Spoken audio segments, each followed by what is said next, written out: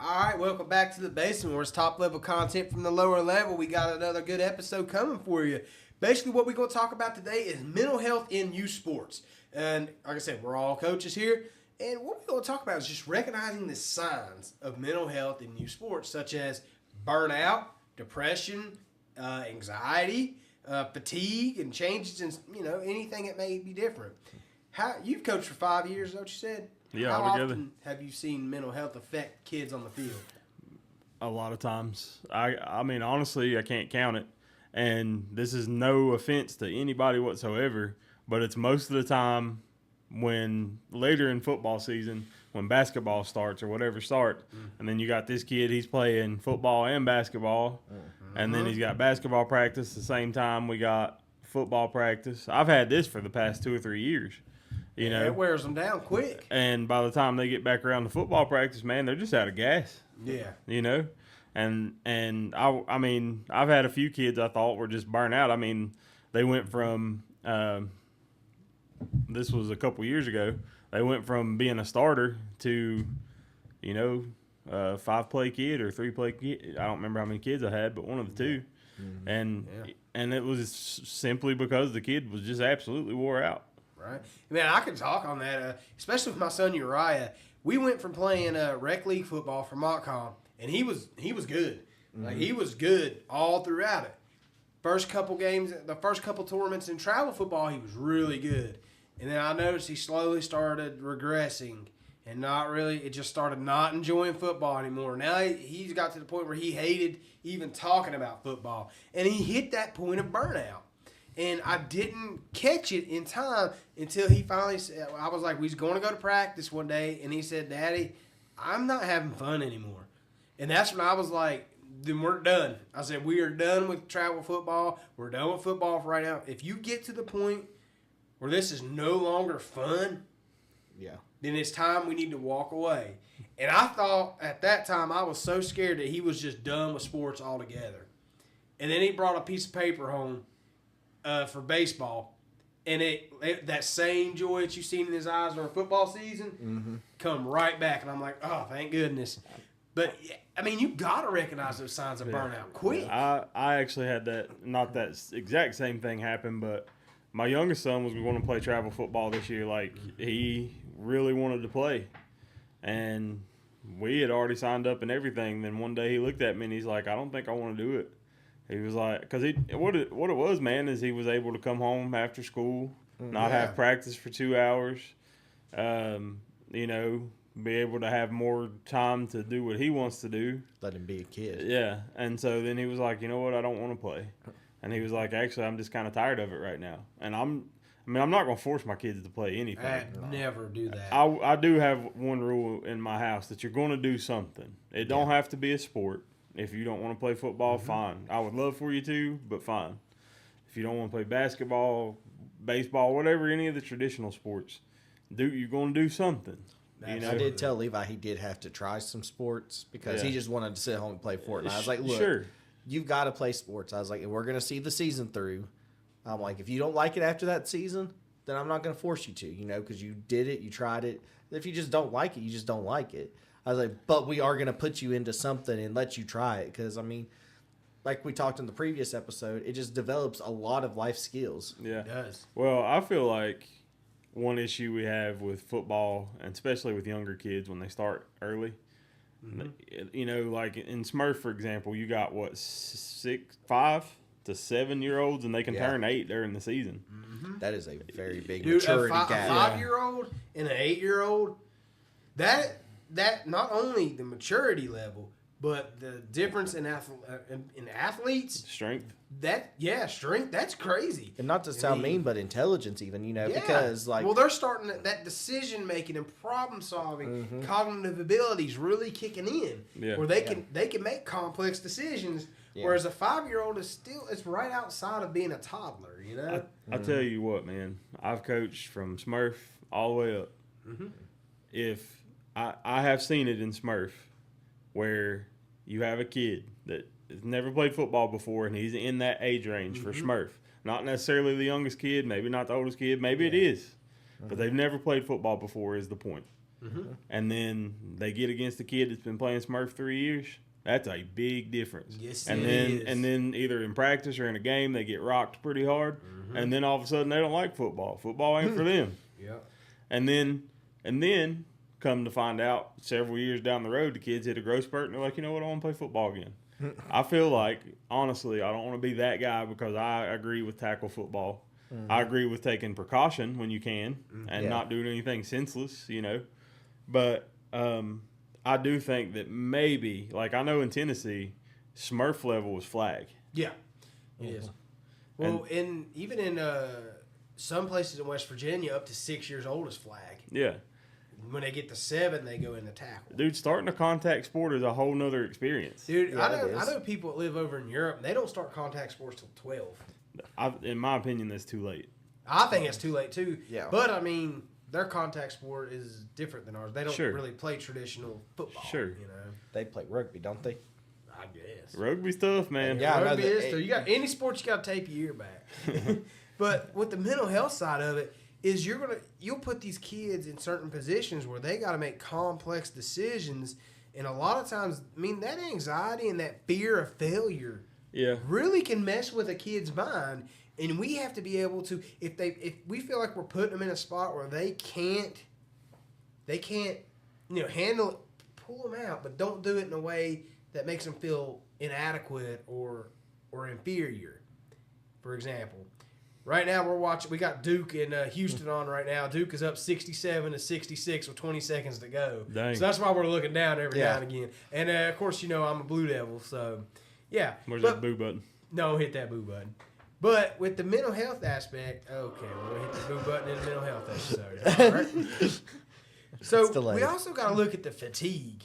Yeah. When it comes to, I know we focus on football, but with football, we practice 4 times a week, Monday through Thursday. Not only that, these kids are going to school, 7 hours, 7.5, 8 hours a day, plus football, and then they're immediately coming home to shower and maybe eat and go to bed. That little bit of time they have before practice is spent doing homework, because heaven forbid we got to have 15 pages of homework a night now. Yeah, don't get me started on that. Man, the bad part was, from where I live so far from work, Levi didn't get time before practice. It was literally, by the time I got him from daycare and got him home, it was time to change and get to practice.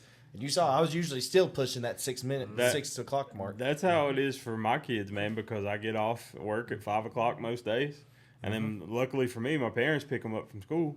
But I still got to drive all the way from my work. Yeah. All the way down. And I got to, most of the time, I'll have to change into my coaching clothes at work. Yeah. That way I'm ready. And then my daughter does cheer on top of my boys being in football. So I got to make sure her hair is pulled back. She's got on clothes that it's, whether it's cool enough for outside or warm enough for outside. And then the boys got to get their pants, their cleats, their pads, their helmet. You know, I mean, it's a whole thing. Which it comes to a lot of us, but if we're showing that frustration, we're showing that fatigue, it's just transition off to them. And one thing that's big when we got to pay attention to these kids is their sleep. Yeah. Because if you're going to get home late, you're going to get home. There's times I've had to wait at the field, and my kids wasn't getting home till 9:15, 9:30 at night. And then you still got to eat. Yeah, you got to shower. So you're looking at 10:30, 11 o'clock if you're lucky. Yeah. And then they're getting back up at 6 a.m., getting ready for school and going to school. I mean, it's a lot for these little kids. And I'm talking like I coach 5 to 8 year olds. Houston just went up on Duke 68-67. That was not good. But so that's just a lot that goes on in these kids. So we got to really, as coaches, be able to recognize that depression, be able to recognize that fatigue and that burnout, because it's tough, man. It's a real thing. You don't want, especially if you got a kid that's messing up. When I say messing up, just not making plays. Yeah, that kid knows they missed the tackle. That kid knows they maybe missed a tackle that scored a 30-yard touchdown. The kid knows that. So if you sit there and just keep attacking that and going at that, that's just going to make them feel like they're not as worthy and don't feel like they deserve to be out there. So, yeah, you can say, hey, man, the reason why you missed the tackle is because you over-pursued. However, I feel like you was making a good decision by this, but this is what you need to do. Push them in that right direction. Because if you don't, you're going to have that. You're just going to have that issue, And by all means, My bad, dude. No, I keep you talking got it. over No, you you're because good. I can't You hear. got it. I can't hear when you're going. I feel like that if you get upset at a play the kid made and you go to sub them out, don't just be like, "You get over here. You know what you did." And sometimes they might, but let's correct it. Exactly. Yeah. That's one thing I did do on the field is sometimes when, especially if like a bad play happened, I'd be like I'm gonna use Uriah. I'd be like, Uriah, what are you doing? And then we sit there for a minute, and then I go grab him. I'd be like, hey, look, man, it's all right. It's gonna be all right, but I need you to make that play. And then I'll explain to him what I need. You know, there is times you get caught up in that moment and you yell, but you got to go make it right. Yeah. You know, make it right. Yeah. And then like I said, I'm really big into the psychology of the game and the mental health aspect. One thing I focused on as that first practice after every game is I like to get my kids sit down in a circle and talk about what they need help with and then what's one thing they did good. Because if you can name one thing you did good, then you're making progress. You're making progress. Yeah, definitely. And it could simply be, I went in the game and I wasn't scared. That's big.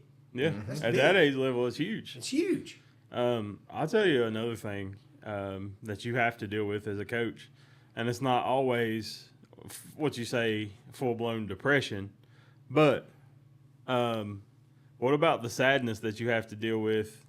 Is Houston going to win right now? Yep. There's 2.5 seconds. Houston's about to shoot foul shots. Oh, man. Dang. The sadness that you have to deal with Like this, for example.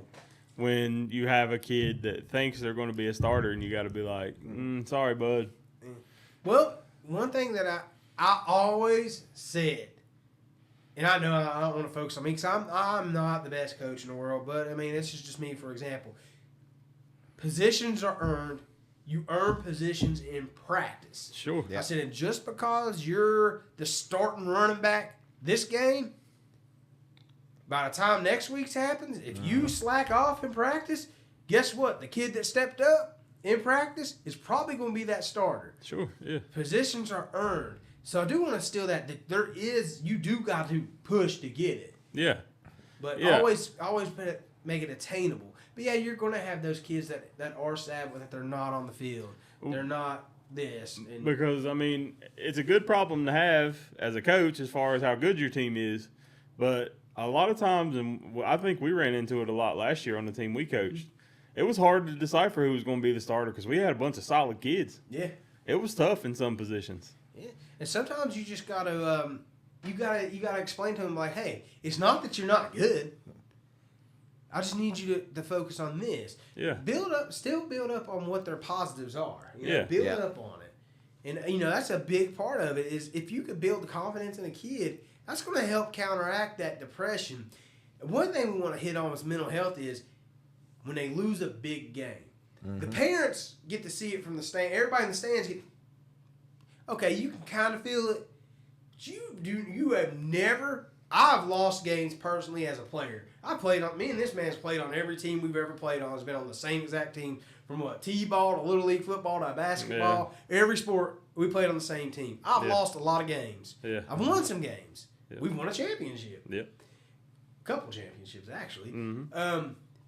But the worst feeling I ever had is to be driving down the field and just run out of time, and you see them kids turn around and look you in the eyes for you to say something to them, and they know that their best wasn't enough. Yeah. That is the worst feeling as a coach. You have never felt defeat until you see it. Them kids looking at you like, I tried. Dude, I'm going to be honest with you. Coaching in a game and getting the doors beat off of you is bad. Losing a game at the end, who just won? Houston just won 70-67. Dang, I just said they couldn't beat them. I mean, hey, Big 12 though. Oh, wait, this way, Big 12. I did pick. I did say Houston would win, but then I thought, nah. He did. But anyways, Talk yourself out of it. This is what I was gonna say in our episode about the last youth sports episode we did. You can see at the end of the season after a big loss, you can see whose heart was in it. Because 95% of the time, they're going to be crying. Oh, yeah. Because they gave it everything they had. And those are the worst as a player and as a coach. If you have never experienced that feeling, irritating though. On the flip side of it, whenever you see the players, it's just like, oh well.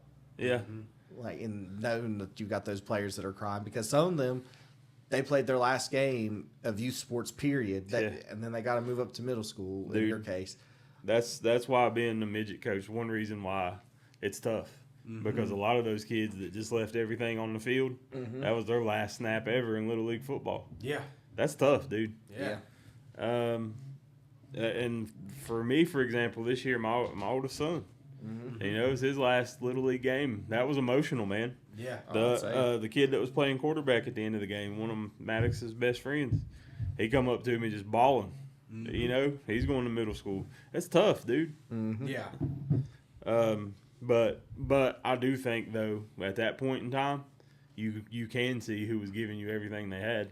Yeah. Because the kids that didn't put it all out there, leave it all out there, and have the heart of a competitor, they're not upset by it. Yeah. It's just the next day to them, you know? Yeah.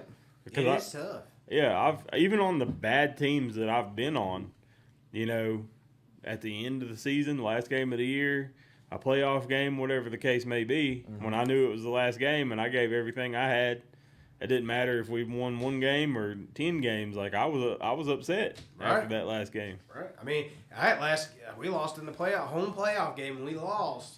But I had a hard time talking in the locker room. Yeah. I was choking up in front of these kids. And, I mean, you know, I see them every day. That's tough. And they did play hard, and that's what made it rough. Yeah. They did. Our kids, man, we lost 6-0. I was there. Yeah. I was there. That was a great game. That was a tough game. What did we lose? Was it 14-8? I think so, yeah. 12-8. It was 12-8 we lost. Yeah. And we lost. We had the ball on the 2-yard line. Actually, it was the 1-yard line, and Uriah stepped out. Stepped out by accident. I remember that. And Dude, we turned the ball over. I will say this much about that group of kids. Your midgets? Yeah, from last year.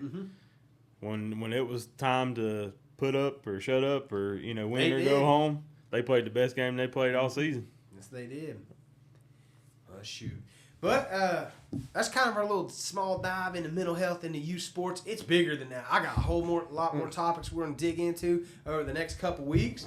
But I hope you guys enjoyed that little mini session here. Remember, that's top-level content from the lower level. Hit that like, that subscribe, share as always. Help us build our brand, build our channel. We can get more information out there to you, more great episodes out there for you. Check out our lives in the past. We'll redo them, but go check them out. Like them. All right. I appreciate you guys. Have a great day. See you.